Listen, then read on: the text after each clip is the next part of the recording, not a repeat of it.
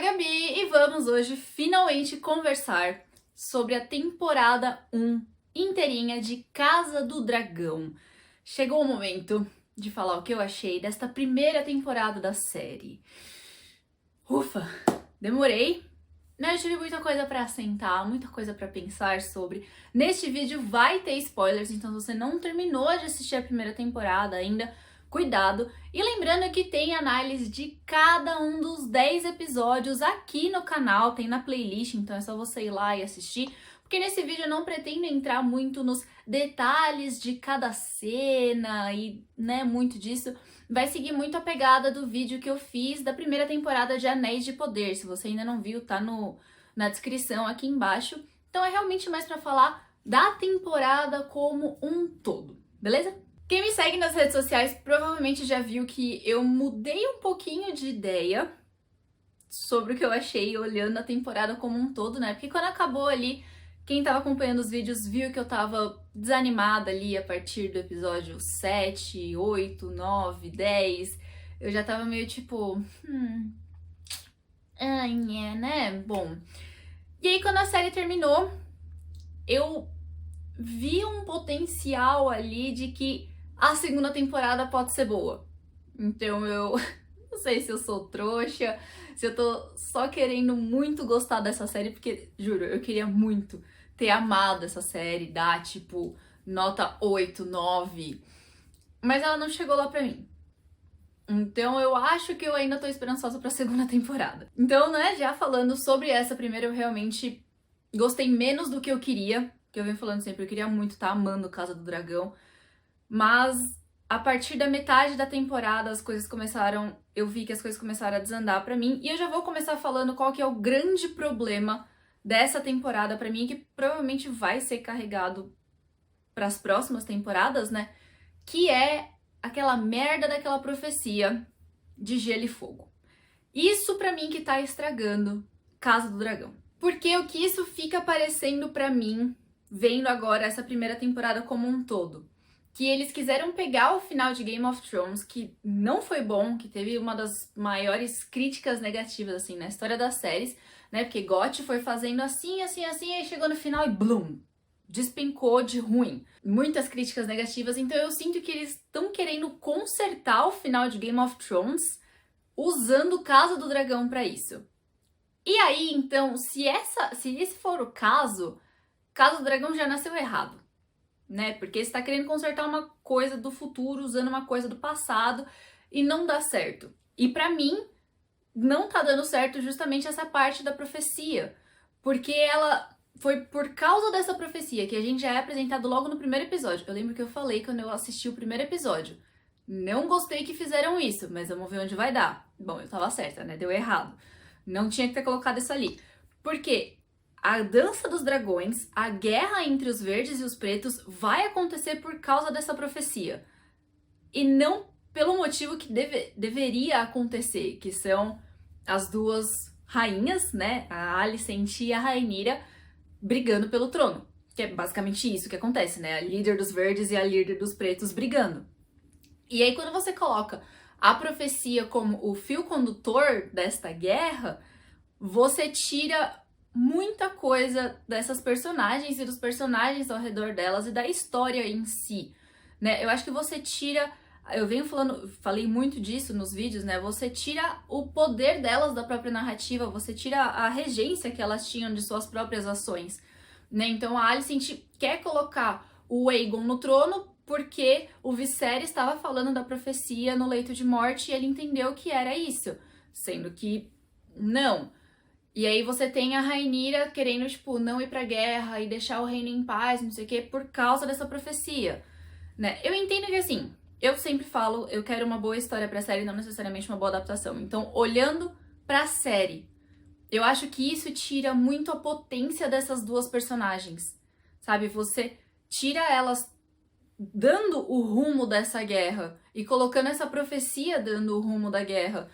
E não era isso que eu queria ver literalmente duas rainhas em choque, duas rainhas brigando pelo trono e botando todo o reino pra lutar por elas, né? Porque querendo ou não, é o Aegon que é rei e a Rhaenyra que é rainha, mas é a Alicent que tá aqui por trás de tudo isso, né? Ou deveria.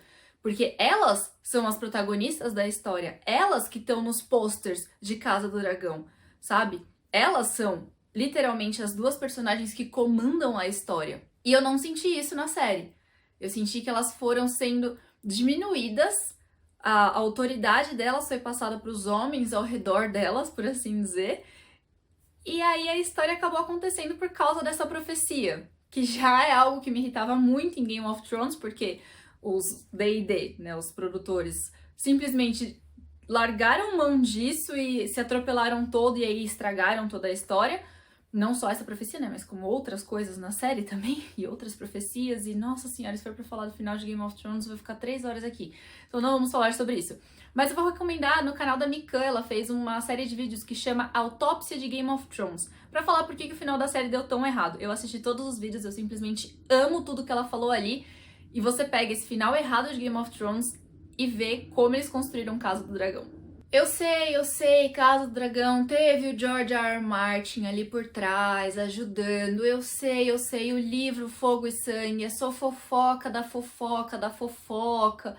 Eu sei tudo isso. Mas não significa que isso faz a série ficar menos pior.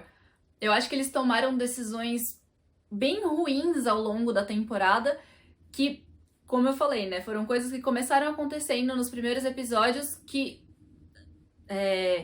resultaram nos últimos episódios, né, no final da temporada. Então, você viu os meus vídeos do começo da temporada, eu tô amando, tô adorando, tô surtando. Nem tava ligando tanto pros saltos temporais. Realmente, tipo, uma coisinha ou outra incomoda.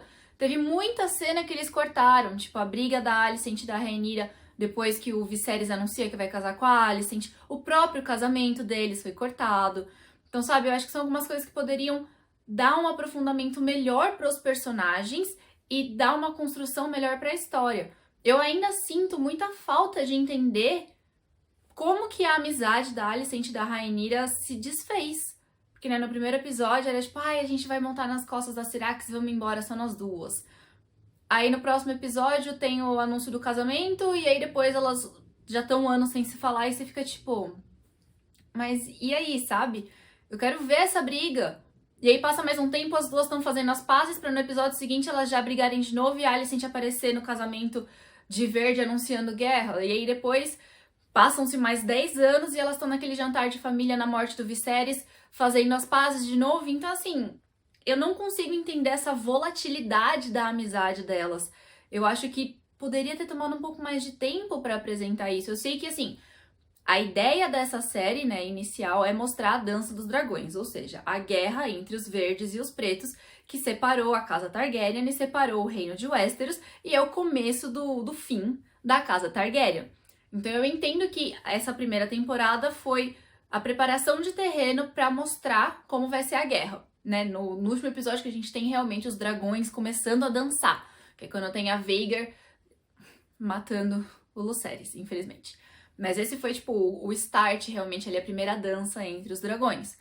Então eu acho que, assim, pra chegar nesse ponto, a série teve 9 episódios e meio, vamos considerar assim? 9 episódios e meio. Mostrou os principais fatos pra chegar lá? Sim, ok. Mas eu vejo, tipo, podia ter levado um pouquinho mais de tempo pra mostrar as coisas. Talvez não precisasse de tanto salto temporal, sabe? Faz um grande salto temporal. 2, no máximo. Mas não precisa ter esses pequenininhos que teve no meio do caminho. Não sei, porque nesse momento a gente tá cagando pros filhos delas. Né? Essa primeira temporada era realmente pra apresentar as duas e a briga entre elas. Então por que realmente não deu foco nelas? Sabe, eu queria entender melhor essa história toda delas. Por que elas brigaram? Por que elas não se falam mais? Foram de melhores amigas irmãs pra inimigas mortais.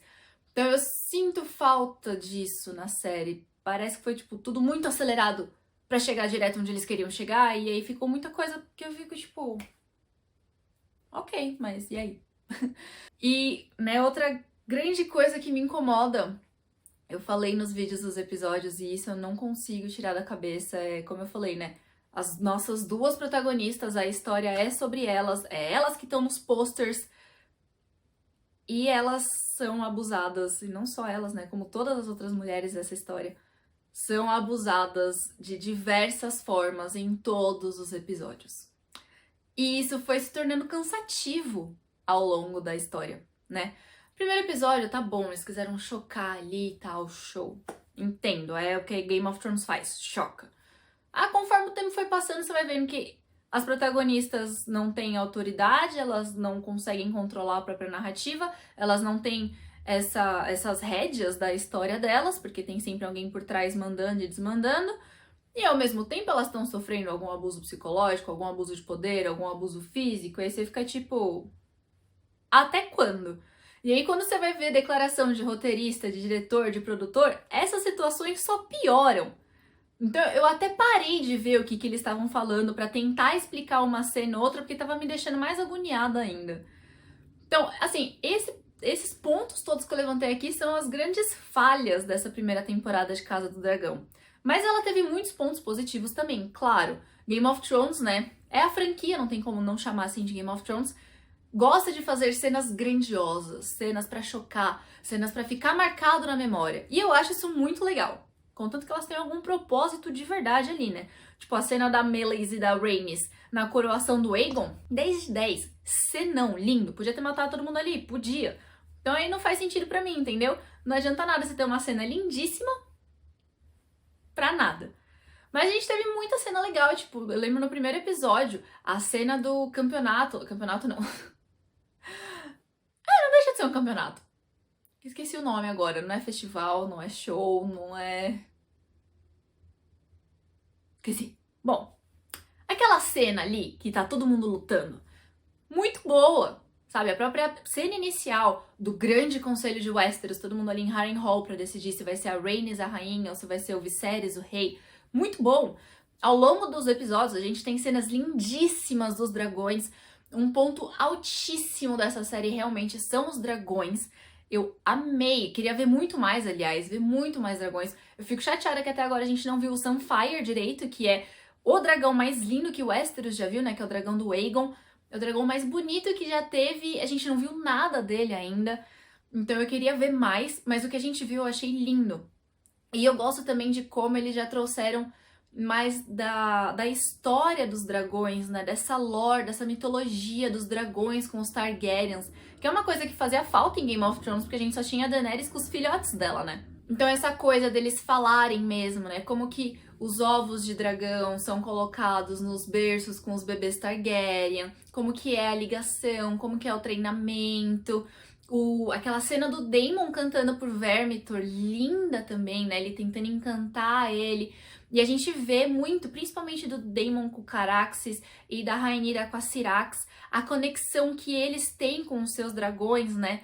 Tipo, o Daemon não precisa falar nada e o Caraxes já tá ali do lado dele, sabendo exatamente o que tem que fazer. A Syrax também super conectada com a Rhaenyra, né? A gente vê isso ao longo da série e eu achei muito legal. E mesmo o Lucerys com o Arrax, é o Arrax o dele?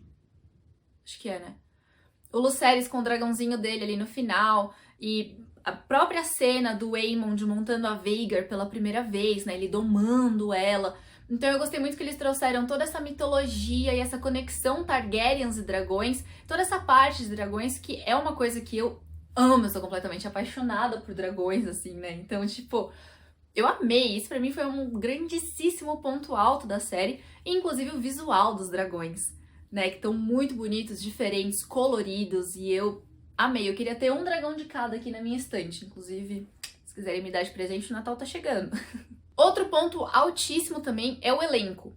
As atuações, assim, impecáveis, desde o elenco inicial, né? Que a gente teve ali a Millie e a Emily fazendo a Rhaenyra e a Alicent jovens, maravilhosas, impecáveis. Eu adorei a atuação delas como as personagens mais jovens. Fizeram papéis incríveis ali, elas realmente atuaram muito bem. Até passando pra quem assumiu a Rhaenyra e a Alicent mais velhas, né, que é a Olivia Cook e Emma Darcy, também mandaram bem demais. Nossa, sério. Que atuações impecáveis. Sem falar, é claro, do Paddy, que interpretou o Viserys, que ali no último episódio dele, ele roubou a cena todinha. Se esse cara não for indicado para todas as premiações possíveis, We Riot, né? Porque ele merece demais. Ele mandou muito bem ao longo da temporada toda. O próprio, esqueci o nome dele, mas o que faz o Otto também mandou muito bem, sendo um grande de um horrível. Falando nisso, os filhos da Alicent, né, os atores que vão ficar agora como Aemond e como Aegon, muito bons também, né, nessa reta final de série eles conseguiram pôr uma atuação ali muito legal, tipo, trazendo esses personagens que eles são diferentes, né, o Aemond e o Aegon, mas eles são, tipo, ruins do mesmo jeito. Do mesmo jeito não, mas... Ah, vocês entenderam. Então eu sinceramente gostei muito desse elenco e claro, vou falar que deixei o melhor por último. Sim, é que na verdade eu achei que eu já tinha citado ele, mas Matt Smith como Daemon, impecável, sério, maravilhoso. Falando também do elenco de apoio, né, que eu não vou saber nomes de cor, eu não tô com minha colinha aqui, mas a atriz que faz a Rhaenys, o ator que fez o Corlys, atuações lindíssimas, lindíssimas. O elenco mandou muito bem, então assim, eu diria que o elenco todo, tanto o elenco humano quanto o elenco dragões, mandaram muito bem. O Fabien, que faz o Sir Cole, aquele bosta, maravilhoso também. Tipo, meu, você vê as fotos e vídeos de bastidor, ele é um amor de pessoa e na série ele consegue ser aquele cara horrível e nojento, sabe? Então, é muito legal realmente ver essa diferença, assim. Então, o elenco, pra mim, é um dos pontos mais altos dessa série. E eu espero que o roteiro entregue coisas boas pra eles na segunda temporada, porque eles merecem ter uma série maravilhosa, sério. É um elenco de altíssima qualidade, com atuações incríveis, atuações impecáveis, que merecem um roteiro de qualidade pra poder atuar. E claro, né, falando essa parte técnica também, toda a parte de figurino, cabelo, maquiagem, apesar de eu achar que eles repetiam bastante os vestidos das meninas, sim. Mas tudo bem, porque são vestidos muito bonitos, né? Eu acho que impõe ali essa questão de somos da realeza e tudo mais. Então eu gostei bastante também dessa parte. Não preciso nem falar o quanto eu amei ver a Rhaenyra de coroa, porque pra mim, assim, aquilo mudou minha vida. A Rhaenyra usando a coroa do pai dela mudou vidas. Mudou a minha vida. E é muito sério isso. Eu não consigo nem pôr em palavras o tanto que eu fiquei de boca aberta, embabascada com aquela cena. Que mulher maravilhosa, meus bons deuses. Então toda essa parte técnica também, né? Teve uma coisinha ou outra bem pontual de CGI, assim, né? De edição que eu não gostei muito. Que é uma cena deles chegando... Eu até consigo citar, né? São duas. Uma cena deles chegando de navio. Uma cena deles chegando de navio em Porto Real, se não me engano. E a cena da Melee saindo ali do Fosso dos Dragões, eu falo isso até hoje, parece que arremessaram uma massinha e abriu um dragão bonito, porque a cena dela passando na porta é horrível, horrível. E eu acho que são essas duas que eu achei que ficou muito feio, de resto é tudo muito bonito, muito grandioso, né, eu gosto que eles realmente mostram que é uma série com um orçamento altíssimo, e realmente foi. Então eu acho que é isso, assim, sabe? A abertura da série, pra ser muito sincera, que é uma coisa que todo mundo veio me encher o saco quando eu falei que eu já tinha assistido, né, e trouxe minhas primeiras impressões. Tipo, ai, a abertura como é? Eu confesso pra vocês que eu pulei a abertura em todos os episódios. De tão aleatória que essa abertura foi pra mim. Todo mundo no Twitter, nossa, a abertura mudou de novo. E eu tipo, ah, mudou? Eu nem sei qual era o do episódio anterior pra saber se ela mudou agora ou não. Então, assim, não liguei pra abertura. Ter usado a mesma música de Game of Thrones pra mim foi preguiça. Porque eles podiam ter criado uma música nova, uma trilha sonora tão grandiosa quanto pra marcar de novo. Eu entendo que é o mesmo universo, mas acho que você não precisa ficar reciclando coisa. Mesma coisa da profecia, né? Da adaga. Não precisa reciclar isso de novo. Então eu acho que essa preguiça, né, que ficou reciclando aí as coisas é o que mais me incomoda em Casa do Dragão. Porque é o que traz os problemas pro resto da temporada. Então, no geral, é isso. Eu acho que essa primeira temporada de Casa do Dragão, como eu falo sempre, eu odeio dar nota, mas como eu dei nota pra primeira temporada de Anéis de Poder, eu vou me obrigar a dar uma nota aqui. Eu acho que ela vai ficar com um 6,5. Tá bom, né? Porra, mó notão. Passou de ano e passou bem ainda. Eu lembro quando eu tirava 6,5, eu ficava feliz pra cacete. Não tinha nem recuperação. Então, eu acho que é isso. Gostei, mas tem muita coisa pra melhorar ainda. Principalmente no roteiro. E desenvolvimento de personagens e histórias. Mas é isso. Quero saber de vocês o que vocês acharam nessa primeira temporada de Casa do Dragão. Acho importante ressaltar, como eu falo sempre, não tem problema você gostar de algo ou você não gostar de algo. mas você tem que saber se a coisa foi boa ou se a coisa foi ruim. Então tá tudo bem se você amou, tá tudo bem se você odiou. A minha crítica aqui foi uma crítica mais crítica mesmo, né, tipo, da parte técnica da coisa. Então é isso, eu falo, eu gostei da série, assim, não alcançou a minha expectativa do tanto que eu queria gostar. Mas eu achei ok, assim, eu falei, passou de ano, né? Ok, porque tem muita coisa pra melhorar na parte técnica. E se a série não é pra você também, tá tudo bem, sem problemas nenhum. Mas eu recomendo que vocês leiam o livro, porque a história é muito diferente, tipo, muito diferente mesmo. Eu recomendo, é um livro muito legal porque ele conta toda a história dos Targaryens em Westeros, né? Desde a conquista do Aegon com as irmãs dele, até muitos anos, tipo, muitos reis Targaryens passando por ali. Então eu super recomendo que vocês leiam Fogo e Sangue. Fogo e Sangue. Aqui. Deixa eu pegar. Fogo e Sangue. Pronto, bonitinho aqui, com o nosso terror negro aqui na frente, Balerion, maravilhoso. Eu vou deixar aqui na descrição o meu link de afiliado da Amazon para vocês comprarem esse livro se interessar. E eu super recomendo de verdade. Minha moedinha de Game of Thrones. Então é isso. Quero saber se vocês gostaram da série ou não. Me conta aqui nos comentários o que vocês acharam dessa primeira temporada e as expectativas para a segunda temporada. Não esquece de se inscrever aqui no canal e ativar o sininho para receber notificação, porque sempre tem vídeo novo por aqui. Deixa seu like e compartilha esse vídeo com seus amigos que me ajuda muito. Um beijo e até a próxima!